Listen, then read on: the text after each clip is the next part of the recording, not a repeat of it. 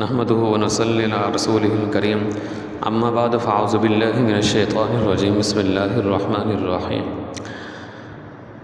جی نشست اول میں ہم نے پاکستان کے 1947 سے لے کر اور 2025 تک کے جو حالات تھے سیاسی اور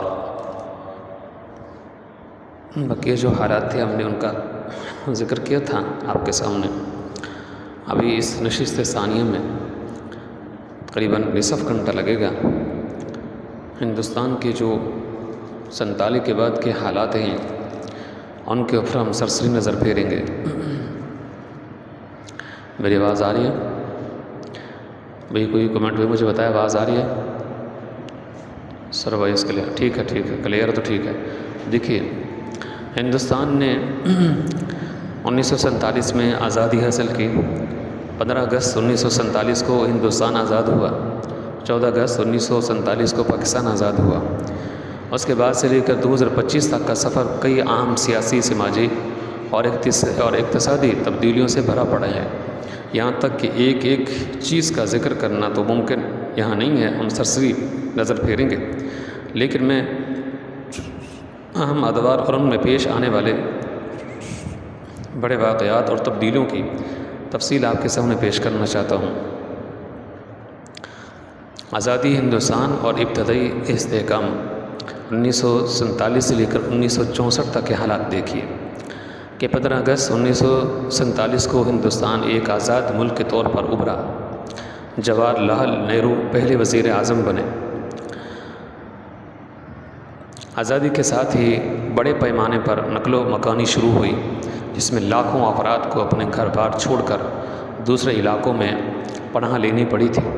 اس دوران فرقہ وارانہ فسادات بھی ہوئے جو ایک بڑا لسانی سانحہ تھا۔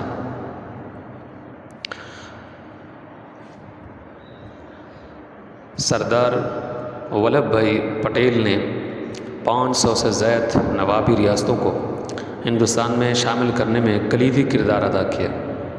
حیدرآباد، جوناگڑھ اور کشمیر کے انضمام میں خاص چیلنجز کا اس کو سامنا رہا۔ پھر آپ دیکھیے گا کہ جمہوری آئین کی تشکیل 1950 میں ہوئی۔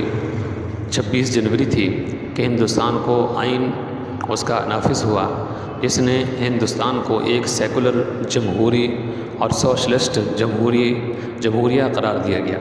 یہ آئین بالغ حق رائے وہی کی بنیاد تھا۔ آپ دیکھیے گا کہ پہلی عام انتخابات 1952 میں ہوئے۔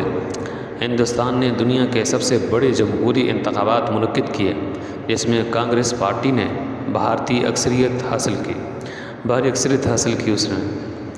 اس طرح آپ دیکھیے گا کہ زبان کی بنیاد پر ریاستوں کی تنظیم نو 1956 میں ہوئے۔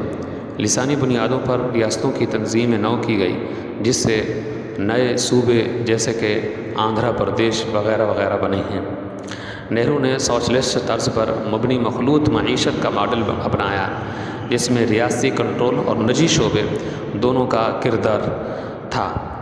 5 سالہ منصوبہ بندی کے ذریعے ترقی پر زور دیا گیا۔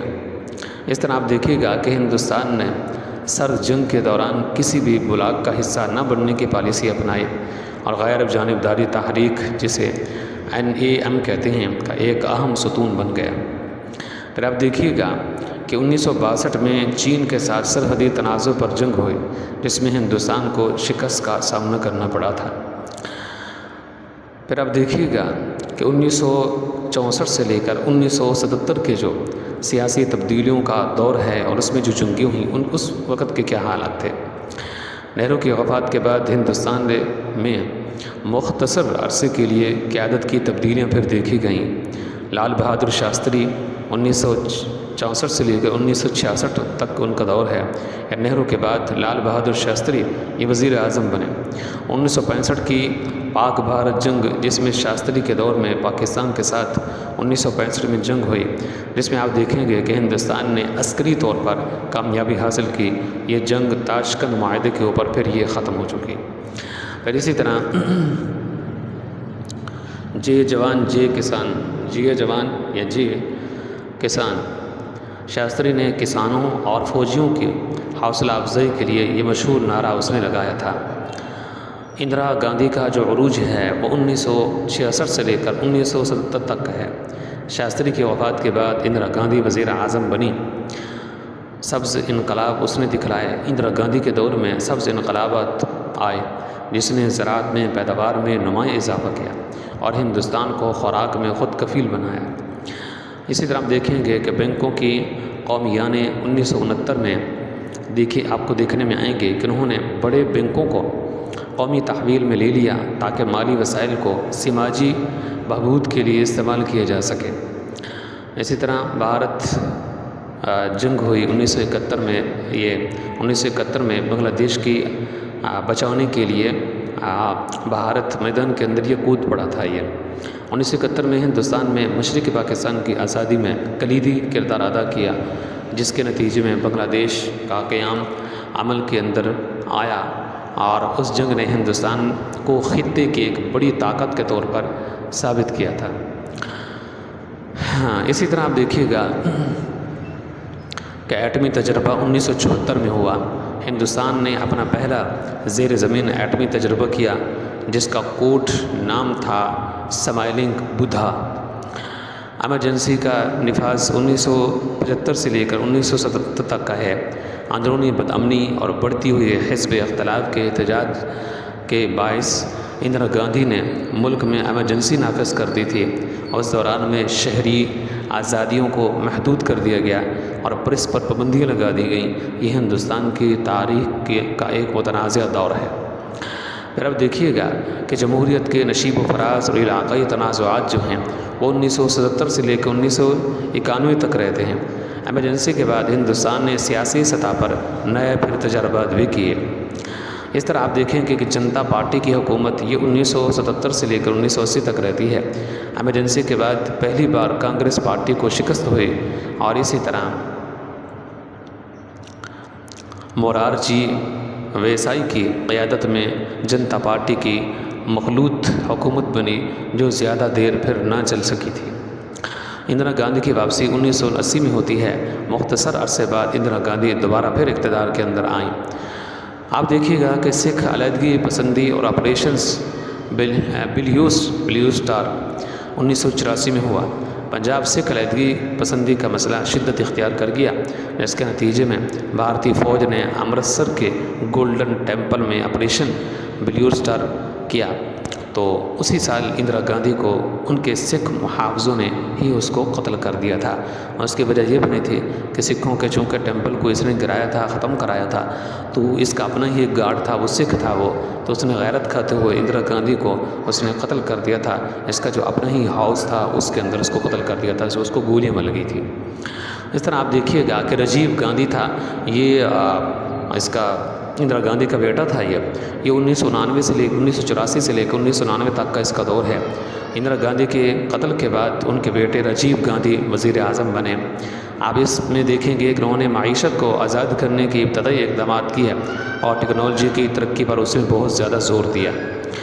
راجیو گاندھی نے تمل ٹائگرز کے مسئلے پر سری لنکا میں بھارتی امن فوج بھیجی جو ایک ناکام مشن ثابت ہوا۔ ان کی حکومت کو بڑے بدعنوانی کے اسکینڈل کا سامنا کرنا پڑا، جس کے نتیجے میں 1999 کے انتخابات میں ہی شکست ہوئی۔ پھر 1999 سے لے کر 1991 تک کے آپ دور کو دیکھیں گے کہ اس کے بعد پھر مختصر عرصے کے لیے نیشنل فرنٹ کی حکومت اور پھر چندر شیکھر کی حکومت بنی جو سیاسی عدم استحکام کا بہت بڑا دور تھا۔ یہ اسی طرح آپ 1991 سے لے کر 1914 تک کے حالات کو اگر دیکھیں گے تو 1991 کا جو سال ہے ہندوستان کے معیشت کے لیے ایک سنگ میل ثابت ہوا۔ اس میں آپ دیکھیے گا کہ نرسمہا راؤ کی حکومت اور اقتصادی لیبرلائزیشن 1991 سے لے کر 1996 ہے، جس میں پی وی نرسمہا راؤ نے وزیر اعظم بننے کے بعد ڈاکٹر منموہن سنگھ وزیر خزانہ کے ساتھ جو ہے مل کر ہندوستان میں بڑے پیمانے پر اقتصادی اصلاحات کا اس نے آغاز کیا، جس سے مارکیٹ کا کھولنا اور اسی طرح نجی کاری اور عالمی سرمایہ کاری کو فروغ دینا بھی شامل ہے۔ اس نے ہندوستان کو عالمی معیشت سے جوڑا اور تیز رفتار ترقی کی بنیاد رکھی۔ اسی طرح آپ دیکھیں گا کہ اٹل بہاری واجپئی اور بی جے پی کا عروج ہوا، یہ 1996 سے لے کر 1904 تک کا ہے۔ 1990 کے دہائی کے آخر میں بی جے پی بھارتیہ جنتا پارٹی کا عروج ہوا اور اٹل بہاری واجپئی کی قیادت میں پہلی مستحکم غیر کانگریسی حکومت بنی ہے۔ پھر آپ دیکھیے گا کہ پوکھران 2 ایٹمی تجربے 1998 میں ہندوستان میں مزید ایٹمی تجربات کیے، جس کے جواب میں پاکستان نے بھی اپنے ایٹمی تجربات کا پھر مظاہرہ کیا تھا۔ اس طرح آپ دیکھیے گا کہ 1999 میں پاکستان کے ساتھ کرگل کے مقام پر ایک مختصر سرحدی جنگ ہوئی، اس میں ہندوستان نے پھر کامیابی حاصل کی۔ اس طرح آپ کانگریس کی واپسی اور پھر اسی طرح یو پی اے حکومت 2004 سے لے کر 2014 تک کی ہے کہ منموہن سنگھ کی قیادت میں کانگریس کی اتحادی حکومت یو پی اے بنی۔ اس طرح آپ دیکھیے گا کہ اس دور میں ہندوستان میں مضبوط اقتصادی ترقی دیکھی، عالمی سطح پر اس کا اثر و رسوخ بھی بڑھا ہے۔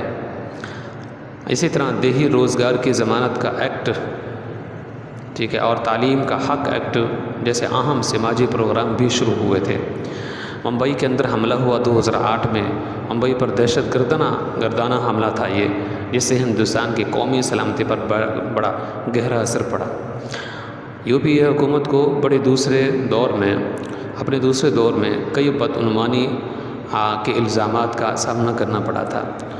نریندر مودی کا دور اور اسی طرح موجودہ جو حالات ہیں 2014 سے لے کر 2025 تک کے، آپ ذرا ان کو بھی سماعت کیجئے کہ 2014 کے عام انتخابات نے ہندوستان کی سیاست میں ایک نیا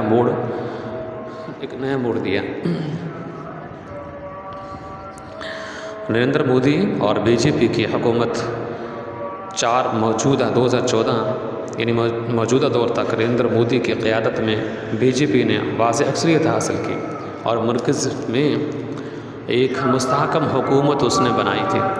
ترقیاتی پالیسیاں اگر آپ دیکھیں گے کہ مودی حکومت نے سب کا ساتھ اور سب کا وکاس کے نعرے کے تحت ترقیاتی منصوبوں پر زور دیا، جن میں سوچھ بھارت ابھیان اور اس طرح جن Dhan Yojana, make in India وغیرہ شامل ہیں۔ اس طرح آپ دیکھیں کہ جی ایس ٹی کا نفاذ ہوا 2017 میں کہ ملک میں ایک متحدہ ٹیکس کا نظام بنا اور گوڈس اینڈ سروسز ٹیکسز، جس میں آپ دیکھیں کہ جی ایس ٹی یہ نافذ کیا گیا۔ کشمیر کی خصوصی حیثیت کا خاتمہ ہوا 2019 میں۔ اگست 2019 میں ہندوستان نے آرٹیکل 370 اور 35A کو منسوخ کر کے جموں اور کشمیر کی خصوصی حیثیت کو ختم کر دیا اور اسی طرح ریاست کو 2 یونین ٹریٹرز میں تقسیم کر دیا۔ کرونا وائرس ہوئی 2020 سے 2022 تک، جس کے اثرات رہے ہیں۔ ہندوستان کو کرونا وبائی مرض کی شدید لہروں کا سامنا کرنا پڑا، جس نے معیشت اور سماجی زندگی کو گہرا متاثر کیا۔ حکومت نے بڑے پیمانے پر اس کے اندر وہ مختلف قسم کی اس نے تحریکیں بھی چلائی ہیں۔